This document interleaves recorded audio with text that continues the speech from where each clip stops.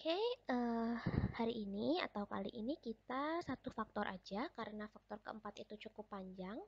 Jadi bisa untuk materi satu pertemuan. Jadi ini nggak apa-apa. Nah, karena yang pertemuan sebelumnya sudah cukup lumayan panjang ya. Ini kita satu faktor aja, yaitu faktor ketiga.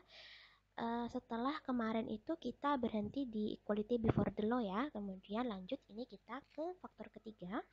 Perluasan makna hukum dari sekedar hukum tertulis atau undang-undang kemudian menjadi dan termasuk hukum tidak tertulis.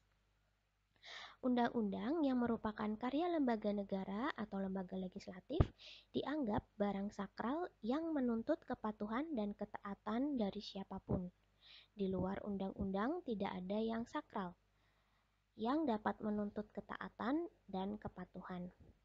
Atas dasar inilah agaknya aliran legisme atau legisme ya, kalau bahasa Belandanya legisme, kalau lidah Indonesia legisme. Beranggapan bahwa di luar undang-undang tidak ada hukum.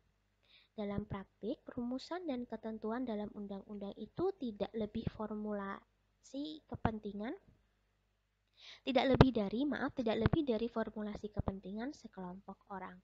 Tidak mencerminkan kesamaan kedudukan, apalagi keadilan. Proses desakralisasi atau menghapuskan sakralisasi undang-undang pada akhirnya tak terelakkan.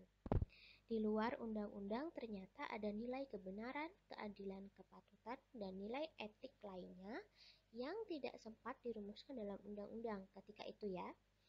Jadi awalnya, ini cerita awalnya, yang dipegangi dan dipedomani oleh anggota masyarakat yang dikategorikan atau disebut hukum tidak tertulis. Jadi dulu hukum tidak tertulis atau hal-hal baik yang dipedomani masyarakat itu belum masuk ke dalam undang-undang.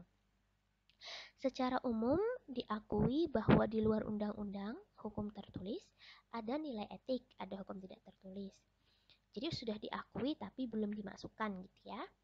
Meskipun demikian, memasukkan hukum tidak tertulis sebagai kriteria untuk menilai perbuatan melanggar hukum dianggap berlebihan, apalagi terhadap perbuatan pemerintah. Dalam implementasinya, ada yang tidak setuju dan ada juga yang setuju. Bagi yang tidak setuju, memasukkan hukum tidak tertulis dianggap membawa setan ke dalam rumah. Wah, ini ekstrim sekali ya ininya perumpamaannya. Karena membawa kemelut, membawa perdebatan gitu ya, membawa kesulitan, bikin ruwet.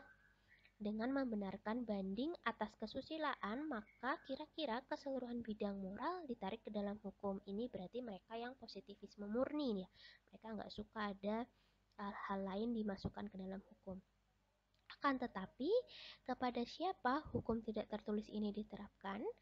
Berdasarkan jurisprudensi Strupot Arrest tahun 1928, sebagaimana terekam di atas bahwa norma-norma, khususnya norma-norma hukum, tidak tertulis itu tidak dapat diperlakukan terhadap perbuatan penguasa karena larangan melanggar norma-norma kepatutan dalam masyarakat itu hanya berlaku dalam pergaulan antar sesama warga masyarakat. Oh, jadi ini masih ada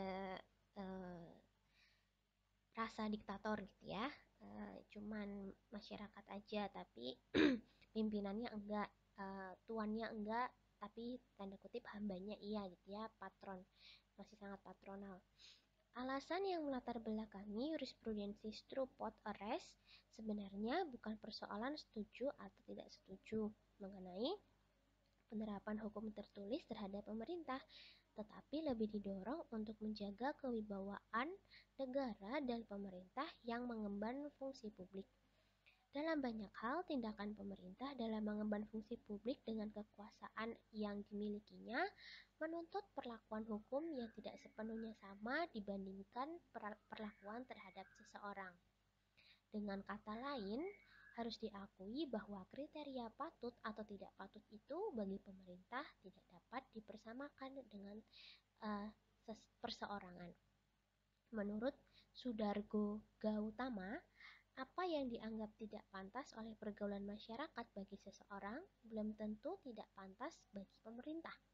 Gautama memberikan contoh tugas polisi dibandingkan orang biasa. Polisi dengan sendirinya bertindak dan bersifat serba keras karena tugasnya memelihara ketertiban dan menjaga keamanan. Seseorang yang bertindak keras dalam pergaulan masyarakat bisa saja dianggap tidak pantas. Dalam perkembangannya, hukum tidak tertulis dapat diterima untuk diterapkan kepada siapa saja yang melanggar hukum. Mungkin ini bisa dibilang juga sejarah AAUPB ya, termasuk pemerintah. Dengan kata lain, pemerintah harus bertindak hati-hati dan pula memperhatikan kaidah-kaidah seperti kecermatan.